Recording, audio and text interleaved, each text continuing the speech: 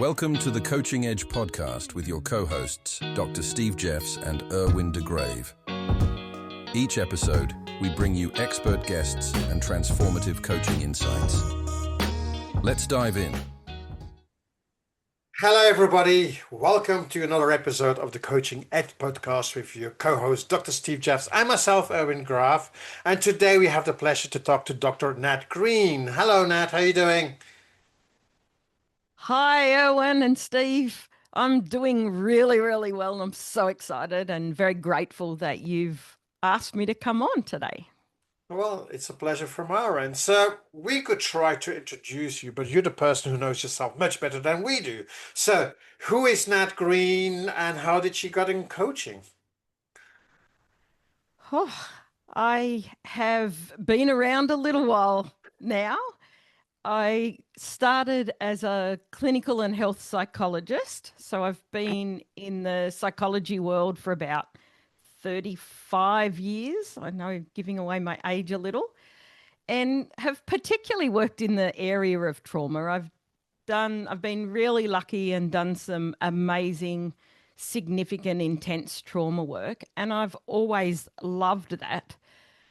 But I guess I got really frustrated that it seemed to be a given that it was accepted that healing from trauma and working with someone with trauma would take years and years to heal. And that was extremely frustrating for me. I thought there's got to be another way to do it. And yes, follow the evidence-based practice. But I just felt that going over and over and hearing someone's story was keeping them stuck in it. So I stumbled across, actually probably in around 2009, the field of coaching. And I really loved that it was more around that positive psychology and looking at moving forward rather than the problem and being stuck in the past and looking at problem. It was around solution and how do we move forward and keep future focused. And I love that. It was like a whole new world, being very CBT and evidence-based in the past. It was like, wow, there's other ways to do this. And it opened up this whole new world. So I, of course, am an eternal student and love learning and educating myself and staying ahead of the norm, I guess, with staying with state-of-the-art treatments and ways of doing things. So I loved coaching and got into that, and yeah, I've probably taken forever to answer it, but other than that, I now work as a trauma breakthrough coach and have developed my own methods and processes, and I'm offering group coaching programs because I want to make a bigger difference in the world and have greater impact rather than work one-on-one. So I tend to do more group stuff these days. And I also am a wife and a mum, and I am often drinking coffee by the beach. That's where you'll find me, or writing books. And I much prefer doing that to everything else, really. I love it. And so you've got a couple of books, I think. Your last one I can see here on Amazon, January 2025. Yes, so I wrote, my first book was 2017, if I remember off the top of my head. It was Key to Freedom, which is around the seven-step cycle and method to treat trauma. And that was very much a psychology-based, this is what you do, and helping people work through that. And I've written chapters in a couple of other books around my story and how that has impacted what I now do in the world. And then in October, I think I need to write another book. So I wrote my Break Your Trauma Cycle book in 3 weeks. And Wow. Yep, so I was pretty excited. I'm like, nope, I need to do this. So I developed up the 7 Archetypes of Transformation, which really look at helping people accelerate their healing from trauma, getting to know themselves really well, based around the trauma archetypes. You know, obviously, trauma archetypes originated with Jung, but I've taken it to a different level and really looked at 7 key archetypes. And, I can go through those if you want at some point, or people can just go and check that out themselves. There's 7 archetypes, and that looks at how you manage your trauma. Because we know that most people will go through some sort of adversity or trauma in life. That's what happens, unfortunately. And it's how we bounce back from that or bounce forward from that. And it's usually, I think, predetermined by these archetypes. We all have all 7 archetypes within us, but there will be 2 or 3 that are stronger than others. So you might be like a phoenix riser, someone who, it's like life gets burnt down but you rise from the ashes regardless of how much crap you go through. Hope I could say that, sorry. I tried to taper it. And then, that might be one of them. So someone who keeps going no matter what, or there might be someone who's a radiant alchemist. They like to reflect on things and they use their creativity to heal from their trauma, or someone who's like a warrior who is brave and will always continue to forge a path, and they lead with authenticity, vulnerability, truth. So there's just 3 of them. So they might be your key ones. But then you will also have almost a shadow side where you have these, wouldn't say weaknesses, but challenges.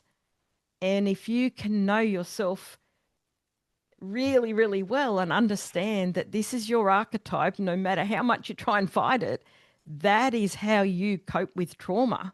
And you can use those strengths and understand in advance what your challenges are going to be. It helps you move forward out of your trauma much quicker. When you talk about trauma, are you only talking about big things like earthquakes and deaths and war and some of those other things, or are there other layers to this where it's applicable? I think it's applicable to anything, whether it's little t trauma or big T trauma. And I know a lot of people that I work with or have worked with over the years go, oh, but, I haven't really had anything much happen to me. And, other people have been through worse. And we know as coaches and leadership things that happens all the time, that comparisonitis, doesn't it? And it's like, hang on, you need to acknowledge that this is real for you and you've been impacted, and it's okay. Because people need to be able to talk about what's really going on and not hide it and keep being, strong, and that's how I have to be, and I can't be seen to not cope. That's one thing. I promised I wouldn't rant too much. One thing that really I struggled with as a psychologist in my past life, and I'm still registered as a psychologist, but I'm moving further away from that and really just doing coaching these days. It's expected, almost put on a pedestal, which is ridiculous. And you have to be seen to be strong and have all your stuff together. And you can't be seen to be vulnerable because that's weakness.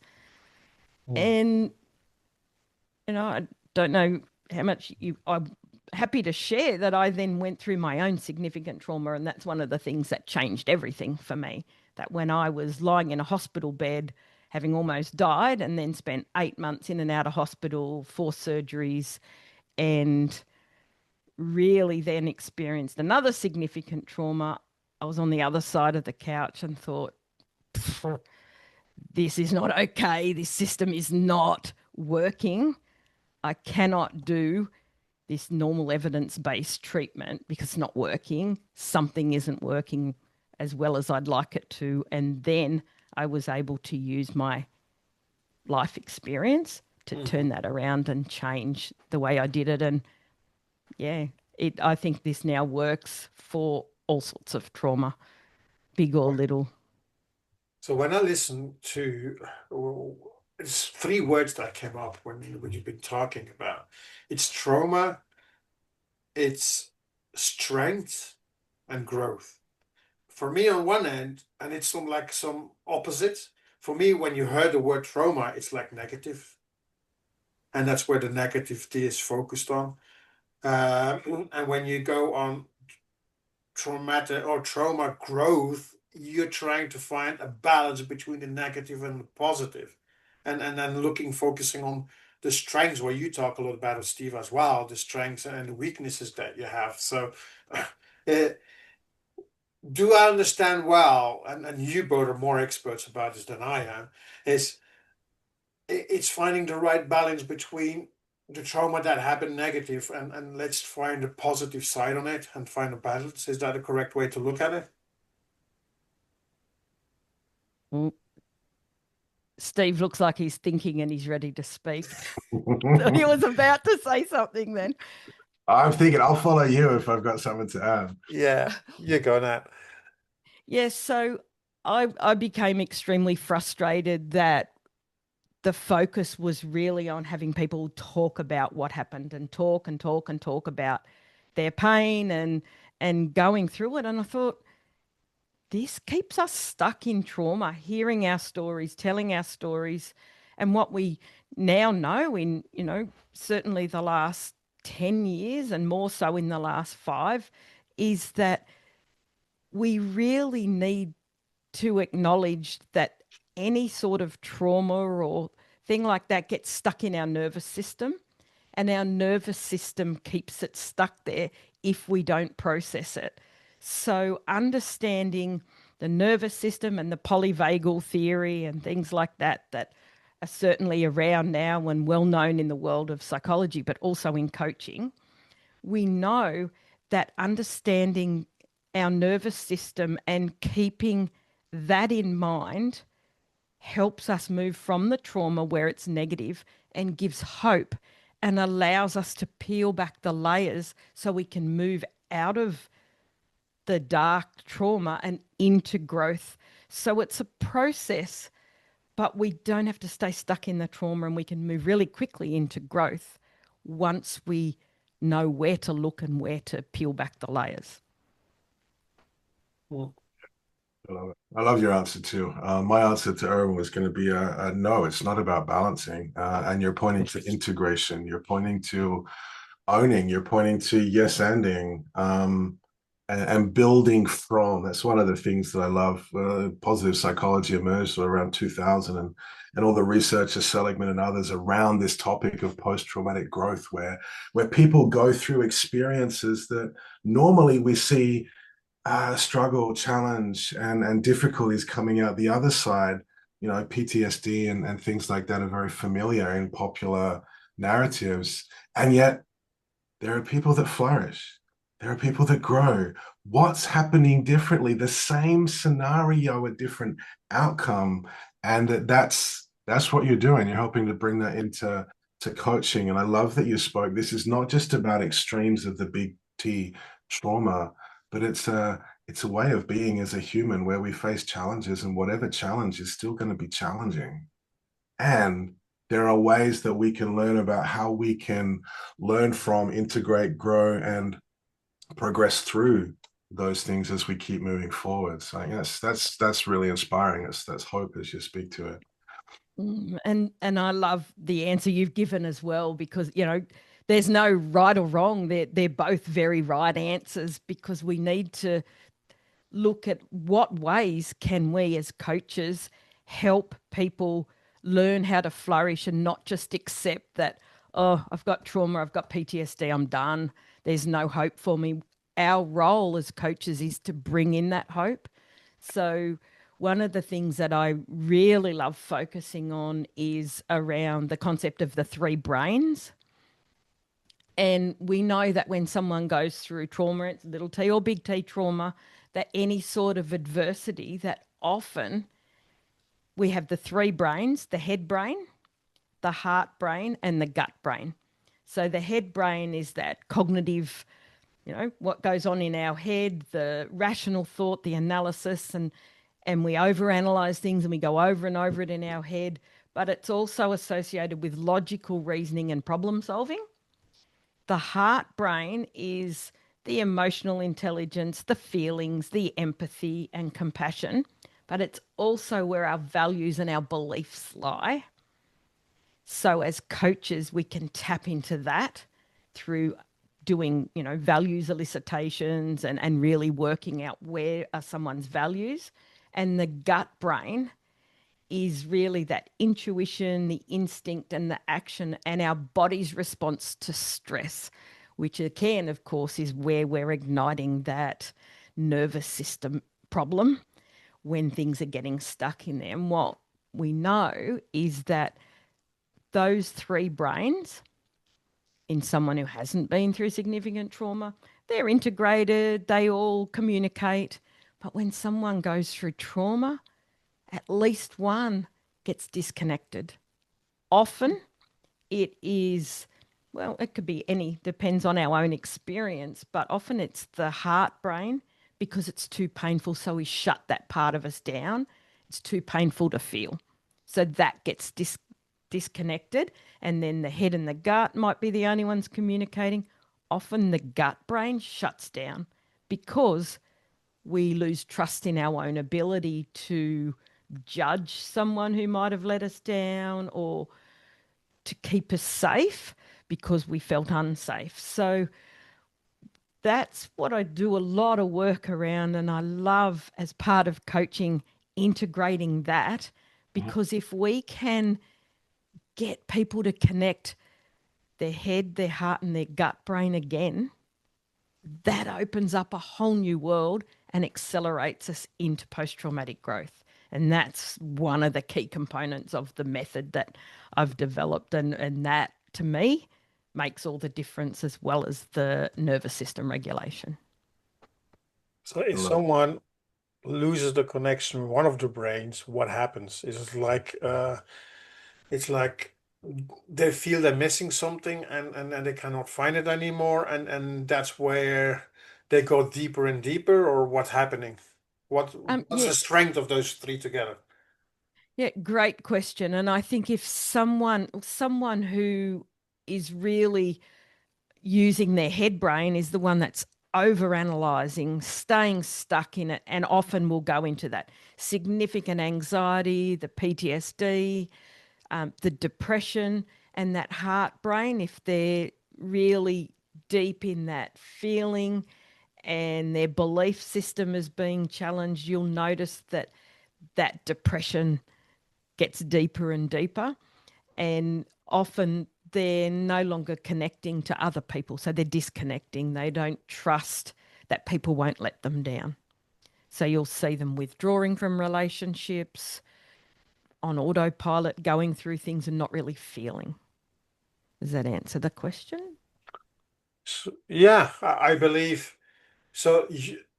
If you have the three brains together, you're really strong. That's what I understand. Yes, And in absolutely. balance. Yeah, and the flourishing and the thriving, really. That's what, if we can integrate the three and have them really communicating, then we will see people really starting to set really great goals, process things in a healthy way, and be really starting to thrive and be confident in their relationships, the way they're interacting with others and with themselves. And that self-compassion and that self-love can start to come in, and they can really, get to a place where that post-traumatic growth is real. So how does someone know? Could be a coach or could be someone, just a person knows that one of those brains is not 100% connected. Mm-hmm. And So what if can they do around this? Yeah, I think if you as a coach are working with someone and you're asking them questions and they're using specific words, say that, I think all the time or something, and they're never saying I feel, then there's a really good sign that they're not really in their heart. They're not feeling things. So it might be just checking in and as a coach saying, well, when that happens, how does that make you feel? And asking them, and if they can't answer that, I don't really know. What you can do with them, and what I do is just a really simple body scan, body scan works brilliantly. Takes a couple of minutes, get them to sit there, eyes closed, and just go through from the top of their head right through to their toes and ask them where they feel things, what do they notice, and if they aren't feeling anything, and as you do it, I always say, well, just imagine there's a symbol inside you that represents whatever it is, you know, whatever pain that you're working with them on or whatever hope that they're working on. Imagine that symbol and move it around. And if you hold it in your gut and they're going, I can't find it, then you might get an idea that their gut's not really connecting. And then the way I would do it then is I do that scan and I get them to imagine a beautiful light shining in through their heart space and radiating all the positives. And, you know, we've done the positive resource thing, we've built that in and we integrate that, and then have them do an integration with the head, the heart, and the gut, and have that flow as if like the blood's flowing, the lights come in from outside. What color is it? What do you notice? And you're checking in with their cognitive ability, their heart brain, and their gut brain. It's a really simple, easy way to do it. And then you can continue to work on building those resources and integrating them for them. Well, it's a great description there. And I can see for coaches out there and working with any client, just to have, well, those three key brains, three different types of questions. To me, it's about an holistic approach where as coaches, we need to make sure that our focus isn't limiting the clients, and we can have, you know, models like this to sort of explore through different lenses. And then, of course, you're using pointing to emotional intelligence of being aware of what's happening, taking time to notice. I work with a lot of executives, and a lot of executives, heck, me, don't take time to notice what's happening in the body. And, you know, you say, what are you feeling? Well, nothing. And it's not because they're not feeling anything. It's because they kind of haven't yet looked. And to do what you've articulated, well, actually stop and have a look. Huh. Oh, actually, now I can see things. You know, I use visual language a lot. Maybe that points to my primary brain. But that's a really great way to create the space. And then, as you pointed to train the clients to become more aware of their wholeness. And I think for me, in any transformational coaching, it's a really profound opportunity for us as a coach to not know what wholeness looks like, but to come from the perspective and get curious with our clients and discover that together. Yes, absolutely. And really, if we want to do really good transformational coaching, we have to be holistic.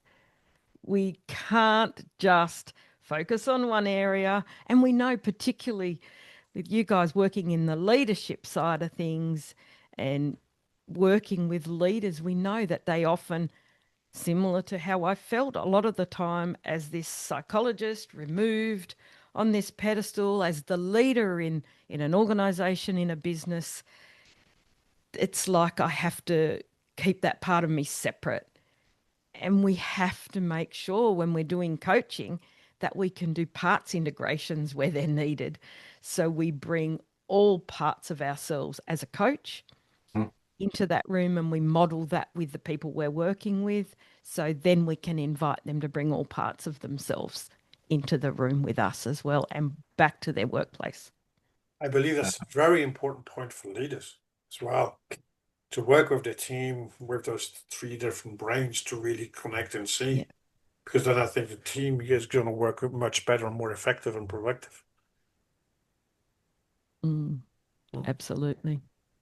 There's just so many ways that we can apply this, really. Like it's never ending. And I think there's, I wrote this in October, this book, and thought, oh, I don't know, I'll put it out in the world, we'll see what happens. And it's like, oh my goodness, now I want to start to move into a bit of a different tangent with working with health professionals who we know are, 62%, certainly over in Australia, I'm using Australian stats, 62% are reporting burnout and 74% compassion fatigue, and they're leaving the profession in droves.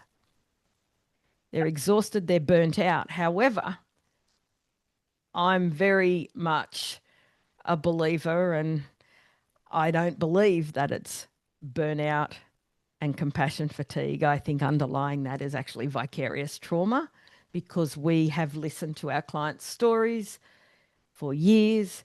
We've held a really beautiful, safe space for our clients, but no one taught us how to process the years of carrying the emotions.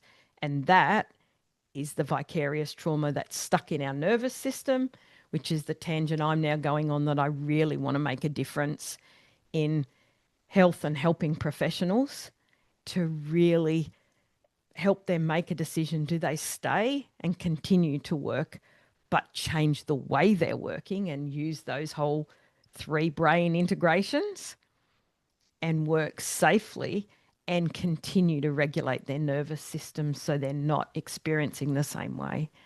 And yeah, we can apply it in so many ways. And now I'm looking at the trauma archetypes and how do we bring those in so they can look at their strengths and their challenges in their profession. Do I hear a new book coming out? Yeah, I think I could probably do another one this year. There you go. October's coming up, another 3 weeks at the end of the year. Yeah. For sure. What I'm really appreciating about what you just said is that, there's a lot of helping professions that are helping people in their recoveries, and yet carrying the burden of a lot of that. And where you're pointing and where we work as coaches, I think, is, how do we help people become more human? This recovery to me is a really important topic. Life happens at various levels, and like the stress that we feel is the stress that's real. And it's not about what happens, it's about the stories that we tell ourselves, it's the meaning that we create from that, and whatever's going on, it is real. And to be able to build resilience, to be able to recover, to be able to recognize that we're struggling before something snaps or we hit a wall, to be able to have compassion for self, to be able to learn that toughness and resisting and pushing against everything is also a trauma response in many cases. But we've got to do the work too, I think, is the bottom line of this. Oh, nailed it. And that's one of the things that I've been talking about with a number of colleagues lately, that we were just taught that you go in and you just help other people all the time, and you didn't have to do work on yourself because you never acknowledged that there was stuff going on, which is one of the big things that I loved when I got into coaching, that, oh my goodness, it's okay to work on yourself. I love that, because we all go through, like you said, life happens. There is always something to work on. I don't think that journey is ever done. And if it is, then there's something wrong with you. Absolutely. Yeah, my daughter's been having exams recently, and I'm just looking at where opportunities for me to recover differently. And of course, to help the next generation to be able to face the challenges that we never had in different ways. But the essence is still, something happens. How do I recognize? What do I need? What's important? What's going to help me to recover? And how can I play a proactive authoring role in that recovery, as opposed to dependence, victim, hey, someone's got to come and rescue me. I think that to me is also one of the key aspects of coaching, building awareness, increased responsibility. How do I lead myself through life as it emerges?